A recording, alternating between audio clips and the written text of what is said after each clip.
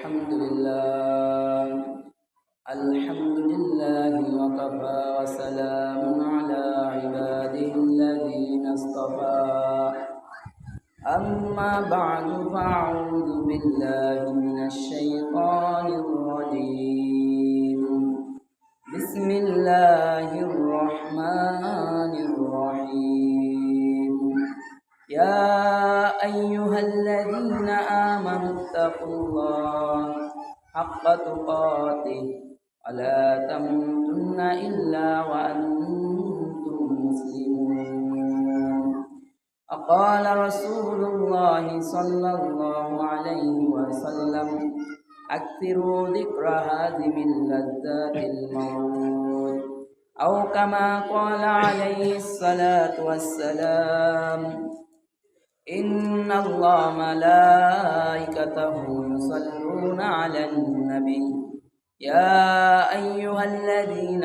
آمنوا صلوا عليه وسلموا تسليما اللهم صل على محمد وعلى آل محمد كما صليت على إبراهيم وعلى آل إبراهيم إنك حميد مجيد اللهم بارك على محمد وعلى آل محمد كما باركت على إبراهيم وعلى آل إبراهيم إنك حميد مجيد আলহামদুলিল্লাহ। মহান আল্লাহ পাক রব্বুল আলামিনের দরবারে লাখো কোটি শুকরিয়া যে আল্লাহ পাক রব্বুল আলামিন আপনাকে আমাকে আল্লাহর মসজিদে জুমার নামাজের উদ্দেশ্যে আসার এবং বসার তৌফিক দান করেছে। সেই বিশ্ব মালিক বিশ্ব প্রতিপালকের দরবারে শুকরিয়া দান করি, বলি আলহামদুলিল্লাহ। আল্লাহ পাক রব্বুল আলামিন কোরআনে বলে, লা ইন শাকারতুম লা আযীদান্নাকুম ওয়া লা ইন কাফারতুম ইন্না আযাবি লাশাদীদ। হে আমার বান্দা বান্দীরা, আমার নিয়ামতের শুকর আদায় করো, তাহলে নিয়ামত বাড়িয়ে দেব, আর যদি নিয়ামতের নাশুকরি করো তাহলে কঠিন আযাবে গ্রেফতার হবা। শাস্তির কথা আল্লাহ পাক বলে। এই জন্য প্রত্যেকটা নিয়ামতেরই শুকরিয়া আদায় করা উচিত। আর বান্দা যখন আলহামদুলিল্লাহ, সুবহানাল্লাহ, আল্লাহু আকবার এগুলো বলে, তখন আল্লাহ পাক রব্বুল আলামিন ফেরেশতাদেরকে ডেকে বলে, এই ফেরেশতারা দেখো, তোমাকে ক্ষুধার যন্ত্রণা দেই নাই, তোমাকে বিবি বাচ্চা দেই নাই, তোমার ভিতর পেরেশানি নাই, কিন্তু আমার বান্দাকে আমি কত পেরেশানি দিয়ে সৃষ্টি করেছি, তারপরে বান্দা আমাকে স্মরণ করেছে, তোমরা লিখে রাখো এই বান্দাকে আমি ক্ষমা করে দিলাম। এই জন্য সবসময় সব কিছুর নিয়ামতের শুকরিয়া আদায় করে আলহামদুলিল্লাহ বলা উচিত। সম্মানিত হাজরিন, আমি আপনাদের সামনে একটা আয়াত তেলাওয়াত করেছি।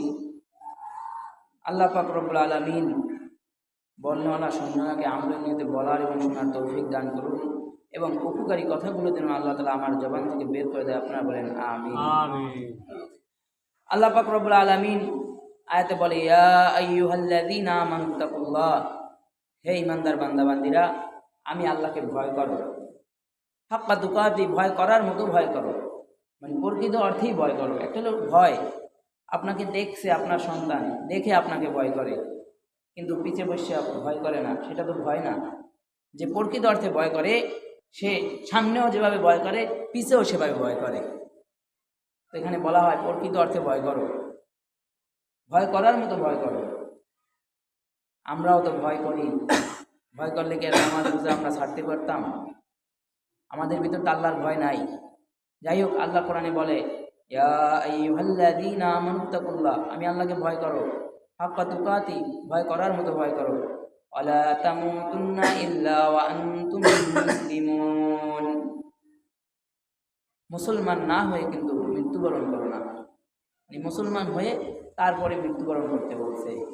এবার প্রশ্ন হলো, মুসলমান হয়ে তারপরে মৃত্যুবরণ করতে বলছে, আমরা কি জানি? মানে আমরা তো জানি যে কবে মৃত্যুবরণ করব। মুসলমান হয়ে তারপরে মরতে বলছে, মুসলমান হয়ে তারপরে কবরে যাইতে বলছে, কিন্তু আমরা তো মুসলমান, নামের মুসলমান, কাজের মুসলমান না। যেমন মনে করেন একটা মাদ্রাসা বা এখানে স্কুল আছে, এই স্কুল মনে করেন স্কুলে 10টা ছাত্র ভর্তি হয়েছে, 8 জন ভর্তি হওয়ার সময় কী করে, ফর্ম পূরণ করে নাকি? 10টা ফর্ম পূরণ হয়েছে, 10 জন ভর্তি হয়েছে যেহেতু 10টা ফর্ম পূরণ হয়েছে, কিন্তু স্কুলে 10 জন আর 2 জন আসেই নাই, দৈনিক ক্লাস করছে 8 জনে। তাহলে প্রকৃত ছাত্র কারা? যারা দৈনিক ক্লাস করছে এরা। যারা ফর্মে নাম লেখাইছে এরা কি ছাত্র হইতে পারছে? ফর্মে নাম আছে ছাত্র, কিন্তু ছাত্র কি হইতে পারছে? কেন হইতে পারে নাই? সে ক্লাস করে নাই, সে স্কুলে আসে নাই। অতএব আমরা নামের মুসলমান, বাপ দাদা মুসলমান, আমরা এই মুসলমান। মুসলমানি করাইয়া সুন্নাতে খাতনা করাইয়া আমাদেরকে সিল লাগাই দেওয়া হয়েছে, আমরা এই মুসলমান। কিন্তু প্রকৃত অর্থে মুসলমানের যেভাবে চলা উচিত সেই মুসলমানই তো আমাদের ভিতর নাই। যদি বলা হয় যুবক ভাই নামাজ পড়েন না কেন, দাঁড়িয়ে রাখেন না কেন, ইবাদত করেন না কেন, বলে এই তো এখন তো বয়স কম, একটু বুড়া হই, বৃদ্ধ হই, এখন তো বয়স কম এই কারণে পড়ি না। সে যে বৃদ্ধ হবে, সে যে 50 বছর বাঁচবে এর গ্যারান্টি আছে না? কারণ এইখানেই তো আল্লাহ বলে যে মুসলমান হয়ে তারপরে কবরে আসো, মুসলমান হয়ে তারপরে মৃত্যুবরণ করো। তোর মানে মুসলমানের মতো হইতে বলেছে। মুসলমান নামাজ ছাড়তে পারে না, মুসলমান রোজা ছাড়তে পারে না, মুসলমান গুনাহ করতে পারে না, মুসলমান সুদ ঘুষে লিপ্ত থাকতে পারে না, মুসলমান মিথ্যা বলতে পারে না, সমস্ত প্রকার গুনাহ থেকে বেঁচে তারপরে কবরে যাইতে বলছে। কিন্তু আমাদের ভিতরে কি এগুলো আছে? নাই। আবার আমরা চিন্তা করি এখন এটা করবো, পরে করবো, পরে ভালো হবো, এরকমও আমাদের ভিতরে চিন্তা থাকে। কিন্তু আল্লাহর কোরআন বলে ইযা জা আজালুহুম লা ইস্তাখিরুনা সাআতাও ওয়া লা ইস্তাকদিমুন। মরণ যখন আসবে 1 সেকেন্ড আগেও আসবে না, 1 সেকেন্ড পরেও আসবে না। যখন আল্লাহ লিখে রাখছে এখন মরণ হবে, ঠিক তখনই মরণ হবে, একটু আগেও হবে না, পরেও হবে না। আচ্ছা এই আসলে আপনারা বলবেন যে আজরাইল ভাই আপনি এখন আসছেন, কিন্তু এখন তো আমি প্রস্তুত নেই, পরে নিয়ে না, একদিন পরে আসেন, কি সময় দিবে আপনাকে? দিবে? দিবে না। আবার মুসলমান হয়ে আল্লাহ মরতে বলছে, কিন্তু আপনার মৃত্যুটা কি করে রাখছে? গোপন রাখছে। কারণ আপনি যদি জানেন যে কালকে মারা যাবেন, তাহলে তো সারাদিন মসজিদেই বসে থাকবেন, কালকে মরবো, আজকে ভালো মতো ইবাদত করে আল্লাহ ডাইকে লই, মাঠ পাওয়া যায় নাকি? এরকম হইতো না? কিন্তু মরণটা কবে মারা যাবেন এটা গোপন রাখছে। রাখার কারণ হলো বান্দা সবসময় মৃত্যুর স্মরণ থাকবে, বান্দা সবসময় মৃত্যুর জন্য প্রস্তুতি নিয়ে রাখবে, এই জন্য গোপন রাখা হয়েছে। কিন্তু আমরা মুসলমান দাবি করি हम मुसलमान है मगर हम मुसलमानी नहीं, हम मुसलमान है मगर हम मुसलमानी नहीं, हम में ईमान है मगर हम मुमीन कामिल नहीं। মুসলমান দাবি করি কিন্তু মুসলমানিত্ব আমাদের ভিতরে নাই, ইমানদার দাবি করি কিন্তু পরিপূর্ণ মুমিনে কামিল আমরা নয়। মরণ যখন আসবে, মৃত্যু যখন আসবে, তখন কিন্তু সময় নাই। কারণ কোরআন বলে ইযা জা আজালুহুম লা ইস্তাখিরুনা সাআতাও ওয়া লা ইস্তাকদিমুন। মৃত্যু যখন আসবে 1 সেকেন্ড আগেও আসবে না, 1 সেকেন্ড পরেও আসবে না। যখন আল্লাহ লিখে রেখেছে ওই সময় মরতে হবে, আপনাকে আলাদা সময় দেওয়া হবে না, যখন আসবে তখনই যাইতে হবে। এই জন্য সবসময় মৃত্যুর স্মরণ করা, সবসময় মৃত্যুর স্মরণ করা, চিন্তা করা আমি যদি এই গুনাহের কাজ করি আর এই অবস্থায় যদি আমার মৃত্যু হয়ে যায়, তাহলে আমি জাহান্নামে চলে যেতে পারি। আর যখন নামাজ রোজা অবস্থায় মৃত্যুবরণ করব, হয়তোবা জান্নাতে চলে যেতে পারি। সবসময় মৃত্যুর স্মরণ দিলে রাখা, মৃত্যুর স্মরণ যে বান্দার দিলে থাকবে ও বান্দা গুনাহ করতে পারে না। মরণ এমন এক আজীব জিনিস, মানুষ জাহান্নাম থেকে বাঁচার চেষ্টা করে না। মানুষ চাইলে জাহান্নাম থেকে বাঁচতে পারে, কিন্তু মৃত্যু থেকে মানুষ বাঁচতে চায়, কিন্তু মৃত্যু থেকে কি বাঁচা সম্ভব? নাস্তিক মুরতাদ এরা আল্লাহকে বিশ্বাস করে না, ফেরেশতা বিশ্বাস করে না, নবী বিশ্বাস করে না, বলে যে এটা চোখে দেখি না, এটা বিশ্বাস করি না। হাসর বিশ্বাস করে না, কিয়ামত বিশ্বাস করে না, পুলসিরাত বিশ্বাস করে না। না করার কারণ হলো জান্নাত জাহান্নাম বিশ্বাস করে না, না করার কারণ হলো জান্নাত জাহান্নাম চোখে দেখছে না, হাসর কেমন হবে এটা চোখে দেখছে না, ফেরেশতা কেমন এটা চোখে দেখে নাই, এই জন্য এগুলা বিশ্বাস করে না নাস্তিক মুরতাদ। কিন্তু এই নাস্তিক মুরতাদেও জানে মৃত্যুবরণ করতে হবে, এই নাস্তিক মুরতাদেও মৃত্যুকে কিন্তু অস্বীকার করে না। মৃত্যু থেকে পালায়া যদি কেউ জমিনের নিচেও চলে যায় তারপরও তাকে মৃত্যুবরণ করতে হবে। মরণ থেকে পালায়া যদি কেউ আকাশেও চলে যায় তারপরও তাকে মৃত্যুবরণ করতে হবে। কেউ যদি পালায়া সিন্ধুকের ভিতরে পালায় থাকে তারপরও তাকে মৃত্যুবরণ করতে হবে। যদি এমন কোনো কাঁচের গ্লাসের ভিতর কেউ পালায় যে কাঁচের গ্লাসের ভিতরে পিপিলিকা ঢুকতে পারে না, তারপরও কিন্তু তাকে মৃত্যুবরণ করতে হবে। বনি ইসরাইলের যুগের ঘটনা, হযরত উলামায়ে কেরাম ঘটনাটা এইভাবে লিখছি। এক মহিলার একজন গোলাম ছিল, 10-12 বছরের এক বালক, 10-12 বছরের বালক গোলাম ছিল। মহিলা সন্তান প্রসব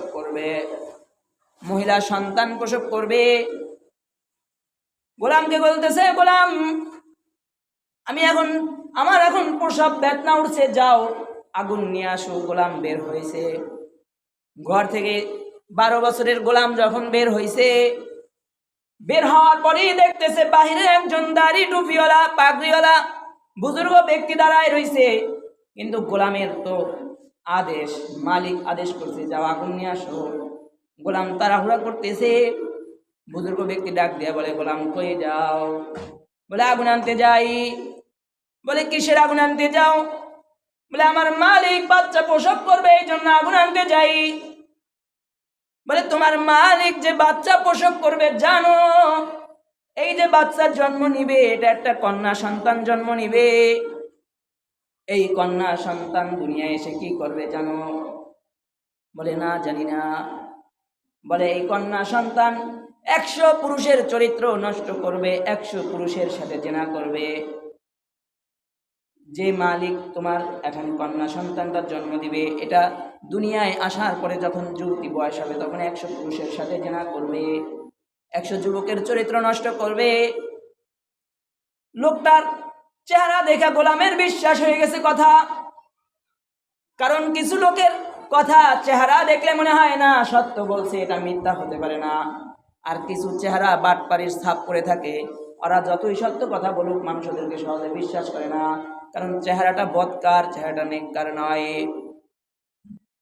গোলামের বিশ্বাস হয়ে গেছে যে দুনিয়ায় এসেই কন্যা সন্তানটা দুনিয়ায় আসার পরে তারপরে জেনা ব্যভিচার করবে। গোলাম রাগের ঠেলায়, গোলামের রাগের গোচ্ছার কারণে গোলাম ঘরে ঢুকে দেখতে পাইল বাচ্চাটার জন্ম নিয়েছে, কন্যা সন্তান দুনিয়ায় এসে গেছে। মহিলা অসুস্থ অবস্থায় শুয়ে রয়েছে, পাশিক বাচ্চাটা রাখা হয়েছে। গোলাম এত পরিমাণ রাগ যে নিজের কোমর থেকে ছুরি বাইর কইরা বাচ্চার পেটের মধ্যে ছুরি মেরে দিছে। রাগের তাড়নায় নিজের কোমর থেকে ছুরি বের করে তারপরে মাত্র ভূমিষ্ঠ হওয়া কন্যা সন্তানের পেটে ছুরি মারছে। ছুরি মারার সাথে সাথে বাচ্চার পেট থেকে নাড়ি বুড়ি পর্যন্ত সব বের হয়ে গেছে। এতটুকু বাচ্চার পেটে ছুরি মারলে বাচ্চাটা তো আর বাঁচা সম্ভব না, নিশ্চিত মৃত্যু। কিন্তু এবার গোলাম চিন্তা করে, হায় হায় কি করলাম, এক নিষ্পাপ বাচ্চার পেটের মধ্যে ছুরি মারলাম। মানুষ যদি জিজ্ঞাসা করে কিরে ওরে মারছো কেন, তখন আমি কি বলবো? তখন আমি যদি বলি ও বড় হয়ে 100 যুবকের সাথে জেনা করবে এই জন্য রে মারছি, মানুষ তো বিশ্বাস করবে না। এখন আমি কি করতে পারি? যাই বাহিরে গিয়ে দেখি বুজুর্গ সাক্ষী আছে কিনা। বাহিরে গিয়ে দেখে বুজুর্গ লোক আর দাঁড়ায় নাই, বুজুর্গ লোক নাই তার পক্ষে যে সাক্ষী দিবে যে হ্যাঁ এই মেয়েটা 100 যুবকের সাথে জেনা করতো, এই সাক্ষী আর নাই। এবার গোলাম ভয়ের কারণে ওইখান থেকে শত শত দূর মাইল পলায়ন করেছে, এত দূরে চলে গেছে যেন মালিক তাকে না পায়। দূরে চলে গেছে, আর এদিকে আল্লাহ যাকে হায়াত দিবে তাকে শত চেষ্টা করেও মানুষ মারতে পারবে না। বাচ্চাটার মা বাচ্চার পেট সুই সুতা দিয়ে সেলাই করে দিয়েছে, আর আল্লাহ বাচ্চাটাকে বাঁচায় রাখছে, মৃত্যু দেয় নাই। কারণ কার মরণ কোথায় হবে, কার মরণ কিভাবে হবে, এটা একমাত্র আল্লাহ জানে, দুনিয়ার কেউ জানে না। কোরআনে বলে ইন্নাল্লাহা ইনদাহু ইলমুস সাআহ ওয়া ইউনাজ্জিলুল গায়স ওয়া ইয়ালামু মা ফিল আরহাম ওয়া মা তাদরি নাফসুম মাযা তাকসিবু গাদা ওয়া মা তাদরি নাফসুম বিআইয়ি আরদিন তামুত ইন্নাল্লাহা আলিমুন খাবীর। আয়াতে কারিমায় আল্লাহ পাক বলেন কিয়ামত কখন হবে এটা একমাত্র আমি জানি, কেউ জানে না। 5 জিনিসের জ্ঞান এটা কোনো নবী পয়গম্বর কেউ দেওয়া হয় নাই। কিয়ামত কখন হবে এটা একমাত্র আমি জানি, কখন রোদ উঠবে কখন বৃষ্টি নামবে এটা একমাত্র আমি জানি, এটা কেউ জানে না। আমরা বিভিন্ন সময় দেখি আকাশটা এত মেঘাচ্ছন্ন হয়েছে, মনে হয় যেন বৃষ্টি নামবে এখন, কিন্তু বৃষ্টি নামে না। আবার হঠাৎ দেখি অনেক রৌদ্র, কিন্তু হঠাৎ বৃষ্টি নামে। কারণ কখন বৃষ্টি হবে কখন রোদ উঠবে এটা একমাত্র আল্লাহ জানে। নারীর গর্ভে ছেলে আছে না মেয়ে আছে এটা একমাত্র আল্লাহ জানে। এখন তো বর্তমানে আলোচনা করে বের করতে পারে, কিন্তু না, ওটা আল্লাহ তৈরি করে দিছে, এখন প্রস্তুত করছে, তারপরে জানতে পারছেন। কিন্তু যখন স্বামী স্ত্রী সহবাস করছে তখন কি হবে এটা যদি জানতে পারতো। অনেক পুরুষ আছে এরা বলে ছেলের দরকার, মনে করেন 3টা মেয়ে হয়েছে 4টা মেয়ে হয়েছে, একটা ছেলের জন্য বারবার চেষ্টা করতেছে, কিন্তু যখন সহবাস করছে তখন যদি জানতো যে এটা আবারও একটা মেয়ে হবে তাহলে সাথে সাথে নষ্ট করে ফেলাইতো। আলোচনা করে জানে, তার মানে হলো আল্লাহ প্রস্তুত করছে, তারপরে জানছে, এর আগে জানতে পারে নাই। নারীর গর্ভে সন্তান ছেলে হবে না মেয়ে হবে এটা একমাত্র আল্লাহ জানে। আপনি আগামীকালকে কি খাবেন, আপনার সামনের রিজিক কি হবে এটা আপনি নিজেও জানেন না, কারণ এটা একমাত্র আল্লাহ জানে। বিভিন্ন সময় দেখা যায় বিভিন্নভাবে খানা নিয়ে বসতে, খানা খাবেন, লোকমা দিবে মুখে, এমন কোনো জায়গা থেকে ফোন আসছে খানা রেখে চলে যেতে হয়, তার মানে এখানে রিজিক নাই। আগামীকালকে কোথায় খানা খাবে এটা বান্দা জানে না, এটা আল্লাহ জানে। শেষের 5 নাম্বারটা হলো কে কোথায় মারা যাবে, কিভাবে মারা যাবে এটা একমাত্র আল্লাহ জানে, আর কেউ জানে না। তো মহিলা তো তার বাচ্চার পেটটা সুই সুতা দিয়ে সেলাই করে দিছে, আল্লাহ মেয়েটাকে হায়াত দিছে, মেয়েটা আবার জীবিত হয়ে গেছে। আবার জীবিত হয়েছে বলতে মেয়েটা মারাই যায় নাই, ছুরি তো মারছে মেয়েটার পেটের ভিতর, কিন্তু আল্লাহ মেয়েটাকে হায়াত দিছে, বাঁচায় রাখছে। আর যুবক তো ভয়ে শত শত মাইল দূরে পলায়ন হয়েছে। দূরে গিয়া যুবক যখন লাখ লাখ টাকার মালিক হয়ে গেছে, অনেক সম্পদের মালিক হয়ে গেছে, মার কাছে বাবার কাছে চিঠি পাঠাইছে, বাবা মা জীবনে অনেক সম্পদ কামাই করেছে, এবার আমার জন্য এলাকার সবচেয়ে সুন্দরী মেয়ে দেখো যাকে আমি বিবাহ করব। ঠিক এলাকার সবচেয়ে সুন্দরী মেয়ে দেখা হইল, যে এলাকার ভিতরে এই মেয়েটা সবচেয়ে সুন্দর, এই মেয়ের সাথে যুবকের বিবাহ ঠিক হয়ে গেল। যুবকের সাথে বিবাহ হয়ে গেছে, বিবাহের কাজ সম্পন্ন হয়েছে, স্বামী স্ত্রী বাসর করে ঢুকেছে। তখন স্বামী দেখতে পায় স্ত্রীর পেটের ভিতর কাটা দাগ আছে।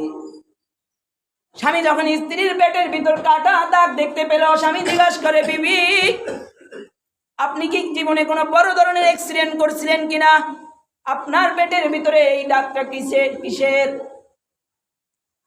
বলে এই দাগটা আমি যখন জন্মগ্রহণ করেছি আমার মায়ের এক গোলাম ছিল, আমার মায়ের এক গোলাম ছিল যে আমার পেটে ছুরি মেরে তারপরে পালাইছে, আমার পেটে কাটা দাগ হলো এই দাগ। এবার গোলাম বলতেছে, যুবক বলতেছে, আপনি যদি সেই মেয়েটাই হয়ে থাকেন যে আপনি জন্ম হওয়া মাত্র কোন যুবক আপনার পেটের মধ্যে ছুরি মারছে আর আল্লাহ আপনাকে বাঁচায় রাখছে, তাহলে শুনে রাখেন আপনার পেটের মধ্যে যে ছুরি মারছিল সেই যুবকটা হলাম আমি। কিন্তু কেন মারছি জানেন? কেন মারছি? বলে কেন মারছিলেন? বলে আমি যখন আগুন আনতে যাই তখন একজন লোক বলছিল আপনি 100 যুবকের সাথে জেনা করবেন, 100 যুবকের চরিত্র আপনার দ্বারা নষ্ট হবে, এই জন্য আপনার পেটের মধ্যে আমি ছুরি মারছিলাম, আসলে কি আপনি সেটা করছেন কিনা? এবার যুবতী মহিলা বলতেছে, যেহেতু স্বামী জানে তাহলে আর গোপন রেখে লাভ কি? বলে, হ্যাঁ স্বামী, কথা সত্য, আমি 100 যুবকের সাথে জেনা করেছি, আমি 100টা জেনার আসামি, কথা মিথ্যা নয়, কথা সত্য।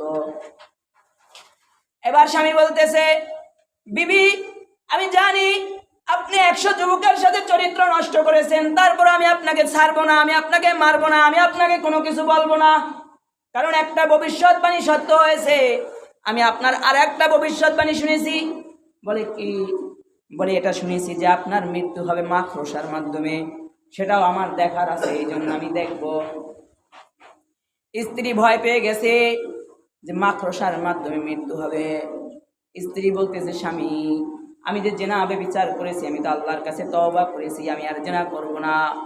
তওবাকারীকে আল্লাহ ভালোবাসে, তওবা করলে তো আল্লাহ পছন্দ করে, আল্লাহ মাফ করে দেয়।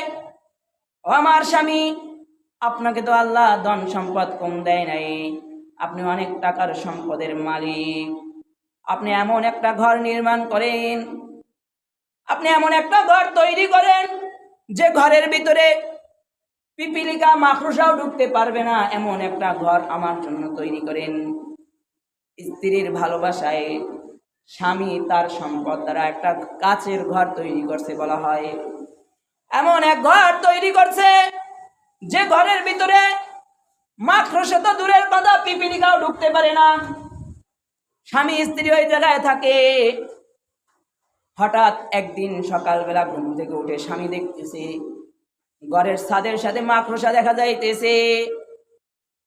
স্বামী ডাক দিয়ে স্ত্রীকে বলে, বিবি রে, আপনাকে আর বাঁচাইতে পারলাম না, আপনার জন্য ধন সম্পদ ব্যয় করে আপনার জন্য এই বাড়ি নির্মাণ করেছি, কিন্তু আপনাকে আর বাঁচানো সম্ভব না।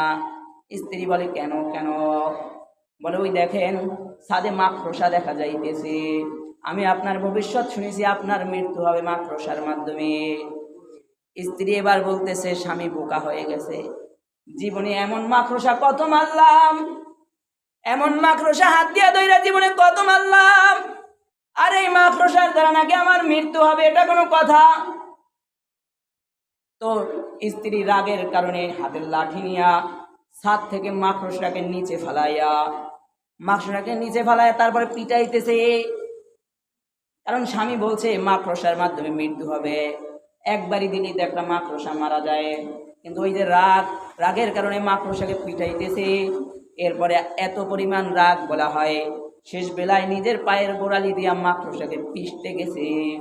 যখন পায়ের গোড়ালি দিয়া পিষতেছিল, কিতাব বলে মাকড়সা থেকে বিষাক্ত একটা যন্ত্র বের হয়ে স্ত্রীর পায়ের গোড়ালির ভিতর থেকে ঢুকে গেছে। এত পরিমাণ বিষ ছিল যে সাথে সাথে যন্ত্রণায় মারা গেছে। অতএব মরণটা যেভাবে আছে ওইভাবেই হবে।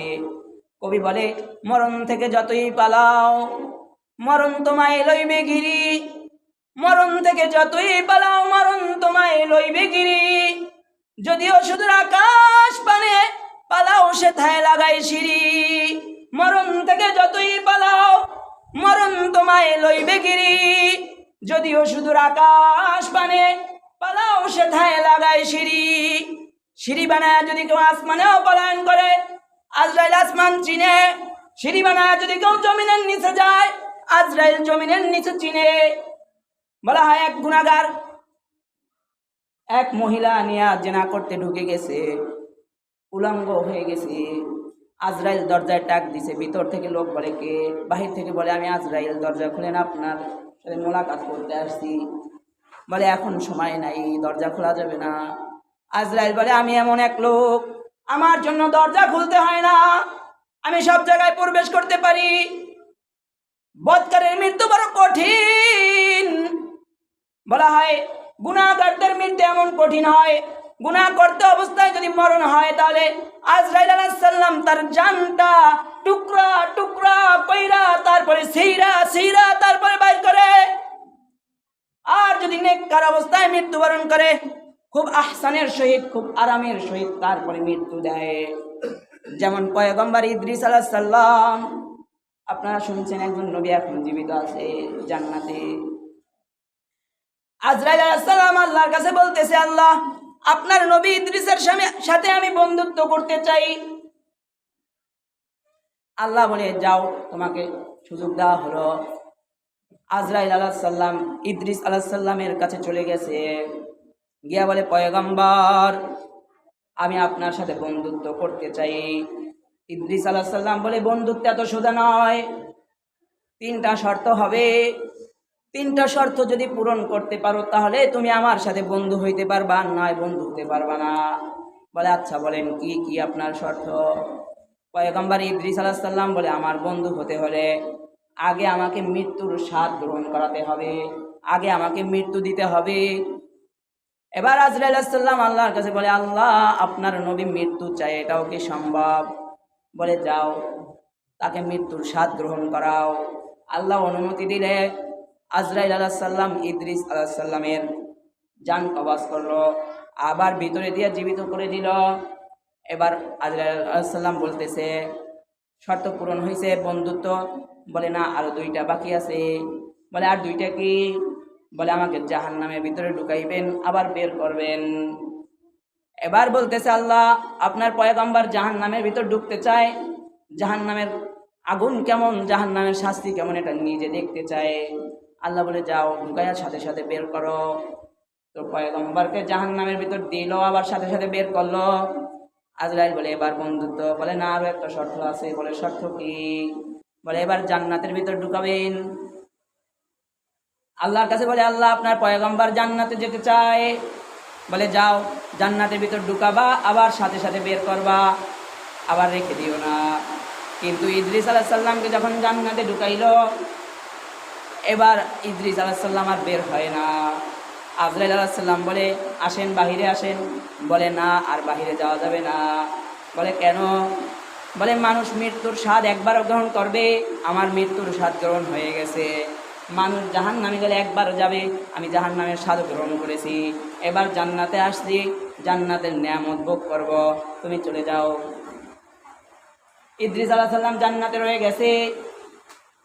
বলে, জানেন এই ইদ্রিস আলাইহিস সালামের মৃত্যু, নিজে যে শখ করে মৃত্যু নিছে একজন পয়গম্বর, কিন্তু এই শখের মৃত্যুতে তার কষ্ট কত কত পরিমাণ হয়েছে সেটা জানেন? বলা হয়, এই ইদ্রিস আলাইহিস সালাম যিনি শখ করে মৃত্যু চাইছে, এই মৃত্যুতে এত পরিমাণ কষ্ট হয়েছে যে যদি কোনো ছাগলের মাথা উঁচু জায়গায় বাঁধা, জীবিত তাজা ছাগল যদি মাথা যদি উঁচু জায়গায় বাঁধে এবং এক টান দিয়া চামড়াটা যদি নাভি বরাবর আনা হয়, আর দ্বিতীয় টানে যদি চামড়াটা পুরো ছাগলের শরীর থেকে খুলে ফেলা হয়, একটা ছাগলের যে কষ্ট হবে, ঠিক ইদ্রিস আলাইহিস সালামের মৃত্যুতে তার যে লক্ষ লক্ষ কোটি গুণ বেশি কষ্ট বেশি হয়েছে। যদি একজন পয়গম্বরের মৃত্যুর কষ্টই হয়, চিন্তা করে দেখেন গুনাহগারদের মৃত্যুর অবস্থা কি হবে, গুনাহগাররা যখন মারা যাবে কি পরিমাণ কষ্ট হবে চিন্তা করে দেখেন।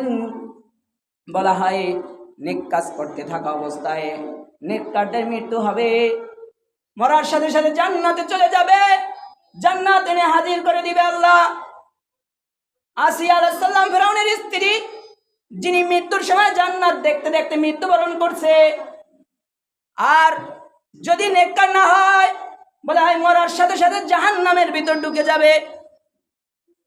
জাহান্নাম তাকে কবরটা পর্যন্ত তার জাহান্নাম হয়ে যাবে। এই জন্য বলা হয় আল্লাহর রাসূল শিখাই দিয়ে গেছে কিভাবে মৃত্যুর স্মরণ করবে। বলে, তোমার ভিতর মৃত্যুর স্মরণ আসে না, তুমি মানুষের জানাজায় যাও, জানাজায় গেলে তোমার ভিতরে মৃত্যুর স্মরণ আসবে, তুমি মৃত্যু ব্যক্তিদের গোসল করাও। কিন্তু আমরা জানাজায় যাই, আমরা মৃত্যু ব্যক্তিদের গোসল করাই, আমাদের জানাজার যাওয়ার উদ্দেশ্য থাকে, আমি যদি জানাজায় না যাই, উমুকে আমার খুব পরিচিত ছিল, আমি যদি জানাজায় না যাই কি বলবে, আসলে না জানাজায় যাওয়া উচিত ছিল। এই জন্য আজ ওনার জানাজা পড়বো, কাল মনে হয় আমাকে এইভাবে রেখে মানুষ জানাজা পড়বে, চিন্তা করা উচিত ছিল। কিন্তু বলা হয় মৃত্যু ব্যক্তিদের গোসল করাও, কিন্তু আমাদের দেশে একটা নিজাম হয়ে গেছে, নিয়ম হয়ে গেছে, এলাকার ভিতর 1-2 জন শুধু গোসল করায়, আর কেউ গোসল করায় না। বলে সন্তান মারা গেছে, বাবা নিজ হাতে গোসল দিবে। বাবা মারা গেছে, সন্তান নিজ হাতে গোসল দিবে। মা মারা গেছে, কন্যা নিজ হাতে গোসল দিবে। কন্যা মারা গেছে, মা নিজে গোসল দিবে। কারণ তখন আর তার দ্বারা গুনাহ করা সম্ভব হবে না। কারণ গুনাহ করতে গেলেই তো তার কাছে ভাসবে যে নিজের সন্তান নিজে গোসল করাইলাম। কিন্তু এখন এমন এক সময় আসছে যে তারা গোসল করায়, এরা প্রত্যেকদিন তসবিহ গুনে মরে না। কার একটা গোসল করাইলেই তো কিছু টাকা পাই, এই চিন্তা এসে গেছে। কিন্তু মৃত্যুর স্মরণ আর আসে না। অথচ গোসল করানোর মাধ্যমে মৃত্যুর স্মরণ করতে বলছে, যাতে আমার দিলে আসে যে আজকে আমি গোসল করাইতেছি, একদিন আমাকেও গোসল করাবে। আজকে আমি গোসল করাইতেছি, আর একদিন আমাকে গোসল করাবে। আজকে আমি জানাজা পড়তেছি, আর একদিন আমার জানাজা এভাবে তৈরি হবে। এই জন্য জানাজায় আল্লাহর রাসূল যাইতে বলছে, এই জন্য কবরস্থানে যাইতে বলছে। কিন্তু আমাদের ভিতরে এই আমলগুলা নাই। এই জন্য আমাদের উচিত সদা সর্বদা মৃত্যুর স্মরণ রাখা। কারণ কোরআন বলে, ইযা জাআজালুহুম লা ইস্তাখিরুনা সাআতাও ওয়া লা ইস্তাকদিমুন। মরণ যখন আসবে ঠিক তখনই আসবে, 1 সেকেন্ড আগেও আসবে না, 1 সেকেন্ড পরেও আসবে না। এই জন্য কখন মরণ আসবে, এই জন্য আল্লাহ বলে, ওয়ালা তামুতুন্না ইল্লা ওয়া আনতুম মুসলিমুন। মুসলমান না হয়ে কিন্তু কবরে আসবা না। আবার মৃত্যু জিনিসটা কবে মরণ হবে এটা গোপন রাখছে। অর্থাৎ সদা সর্বদা সব সময় মৃত্যুর স্মরণ নিজের ভিতরে রাখবেন এবং মুসলমান হয়ে যেন মরতে পারেন সেই চেষ্টা করা। কারণ আমি যদি জানি আমি কালকে মারা যাব, তাহলে যেভাবে আমার ভিতর পেরেশানি থাকবে। বলা হয় ভারতের একজন আলেম, অনেক আগের ঘটনা, আসরের আগে বয়ান করতেছিল। বয়ান করার পরে আপনারা যেভাবে কোথাও বয়ান শুনতে গেলে যাই বয়ান করে, এর সাথে মুসাফা করে। ঠিক মুসাফা করতে করতে শুধু তাকবীরে উলা ছুটে গেছে। জামাত পেয়েছে কিন্তু তাকবীরে উলাটা ইমামের সাথে সাথে দিতে পারে নাই। আসরের নামাজ শেষে অসুস্থ হয়ে পড়ছে। বলে ডাক্তার নিয়ে আসো, হযরত অসুস্থ হয়ে পড়ছে। বলে ডাক্তারের প্রয়োজন হবে না, মাগরিব পর্যন্ত অপেক্ষা করো। মাগরিবের নামাজের তাকবীরে উলা দিতে পারলে আমি সুস্থ হয়ে যাব। আমার জিন্দেগিতে আমি তাকবীরে উলা ছাড়া জামাত করি নাই, কিন্তু আজ তাকবীরে উলা ছুটে গেছে। এই জন্য আমার ভিতর পেরেশানি হইতেছে। যদি আমি মাগরিবের আগে মারা যাই তাহলে আমার শেষ নামাজ হবে তাকবীরে উলা ছাড়া নামাজ। এই পেরেশানিতে আমার ভিতর অসুস্থতা এসে গেছে। এই জন্য যাদের ভিতর মৃত্যুর স্মরণ থাকবে তারা গুনাহ করতে পারবে না। কারণ মিথ্যা বলার আগে ভাববে যে আমার মরতে হবে, নামাজ ছাড়ার আগে ভাববে যে আমার মরতে হবে। কারণ মৃত্যুর স্মরণ যদি থাকে, ফজরের সময় ঘুমায় থাকতে পারবে না। ফজরে যখন ঘুম ভাঙবে আর যখন নামাজ পড়তে না উঠবে, তখন মনে হবে এখন যদি নামাজ না পড়ি আর যদি জোহরের আগে মারা যাই তাহলে আমি বেনামাজি হয়ে মারা যাব। আবার জোহরের নামাজ যখন পড়তে মনে চাইবে না, মৃত্যুর স্মরণ যদি বেশি থাকে তাহলে ভাববে জোহরের নামাজ না পড়ে যদি আসরের আগে আমি মারা যাই তাহলে আমি বেনামাজি হয়ে মারা যাব। আসরের নামাজটা যখন পড়তে মন চায় না, যদি ভাবে মাগরিবের আগে মরণ হয়ে গেলে বেনামাজি হয়ে মারা যাব, তাহলে নামাজ ছাড়ার কোনো সুযোগ নাই। এই জন্য বেশি বেশি পরিমাণে হাদিসও সেটাই বলে, আকসিরু যিকরা হাযিমিল লাযযাতিল মাউত। তোমরা অধিক পরিমাণে মৃত্যুর স্মরণ করো। মানে হলো তোমরা সবসময় মৃত্যুর কথা নিজের মাথায় রাখো, সব সময় মৃত্যুর কথা স্মরণ রাখো, যাতে তোমার ভিতর গুনাহ না এসে যায়। কারণ মৃত্যুর স্মরণ থাকলে তার দ্বারা গুনাহ করা সম্ভব না। যতটুকু আলোচনা হয়েছে, আল্লাহ পাক আমাদেরকে সঠিক মুসলমান হওয়ার, কামেল মুসলমান হওয়ার তৌফিক দান করুন এবং বেশি বেশি পরিমাণে মৃত্যুর স্মরণ রাখার তৌফিক দান করুন। এবং যা কিছু আলোচনা হয়েছে আল্লাহ তাআলা আমাদেরকে আমল করার তৌফিক দান করুন। বলুন আমিন।